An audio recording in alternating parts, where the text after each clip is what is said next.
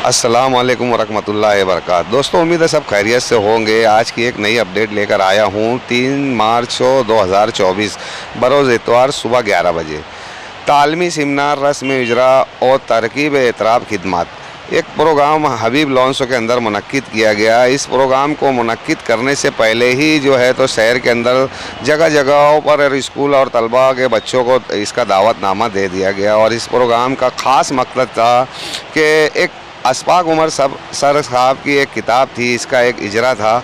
और इस किताब के इजरे के ऐन मौके पर अशफाक उमर साहब ने इतनी अच्छी तरीके से समझाया कि 10वीं और 11वीं और 12वीं क्लास पास करने वाले बच्चे जो है उनको उसके बाद क्या करना चाहिए। बाद इसके जो है तो उन्होंने अपनी किताब का इजरा किया।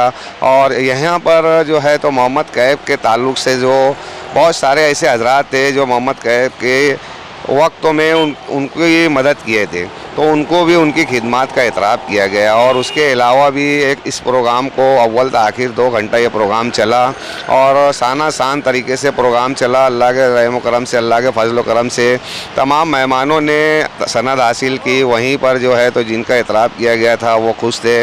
और किताब के रस्म इजरा किया गया था जो हमारे अशफाक उमर सर के हाथों से और जो आए हुए मेहमान थे उनके हाथों से। वहीं जिया मुस्कान साहब के हाथों से भी प्रोग्राम जो है तो कामयाबी से हमकिनार किया गया। दोस्तों, आज मालेगांव शहर के अंदर अगर देखा जाए तो ऐसे प्रोग्रामात की बुनियाद पर जो है तो हमारा शहर जो है तो बड़ी बड़ी बातों को लेकर जो है तो सरकार तक के पहुंचा देता है। ठीक इसी तरीके से छोटे मोटे मसले को हल भी कर लेते हैं और बड़े बड़े मसलों को सरकारी दरबारी दफ्तरों तक के पहुंचा दिया जाता है और कहा कि जो मसले हैं उसको सरकार बआसानी से हल कर सके।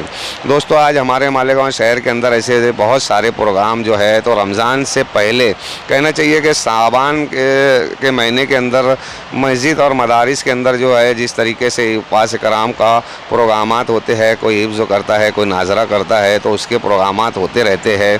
ठीक इसी तरीके से मालेगांव के सोशल वर्कर हजरात मिलकर इस प्रोग्राम को मुनक्किद किया और इस तरीके से मुनक्किद किया कि इसके अंदर सारी बातें जो है तो लेकर आई कि क्या वजूहात होती है बच्चे को गुम होने की और बच्चे को ढूंढने की क्या तकलीफ़ें होती है। ये सारी बातें जिया मुस्कान साहब ने ऑन द स्टेज बताई और बहुत सारी बातों को इस तरीके से उजागर किया कि मालेगांव शहर के अंदर किस तरीके से सोशल वर्करों को काम करना चाहिए और किस तरीके से कर रहे हैं। ये वो किताबें है जिसका इजरा किया गया और यहाँ पर इजरा होने के बाद में इसको स्टॉल लगा और ये बहुत सारे लोगों ने इस किताबों को ख़रीदा भी और यहाँ से लेकर भी गए। दोस्तों, प्रोग्राम चलता रहा कामयाबी से और इसके अंदर कुछ नात गू का जो रहे तो नज़म किया गया।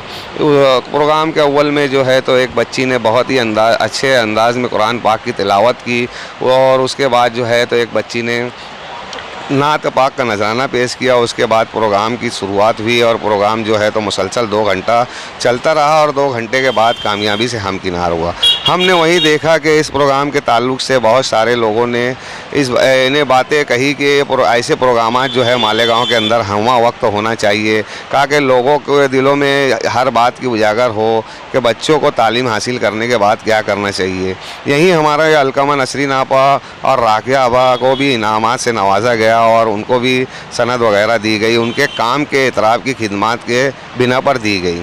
यहाँ पर देखने में ये भी आया कि अलकमा नसरीन आपा की जो खिदमत है, जिस तरीके से वो बेवा यतीम बच्चों के लिए काम करती है, मदरसा चलाती है, तालीम बालगा का प्रोग्रामात करती है, तालीम बालगा का नज़्म करती है और जिस तरीके से वो मेहनत करती है उनकी खिदमत का एतराफ़ भी किया गया। इसके अलावा मालेगांव शहर के ऐसे बहुत सारे काम करने वाले हजरात को जो है तो इस तरीके की सनद से नवाजा गया और उनकी सनद पर उनकी फजीलतें लिखने के बाद में उनकी फजीलतों को बयान भी किया गया और बाकायदा बाइज़्ज़त तरीके से उनको सनद जो है तो दी भी गई।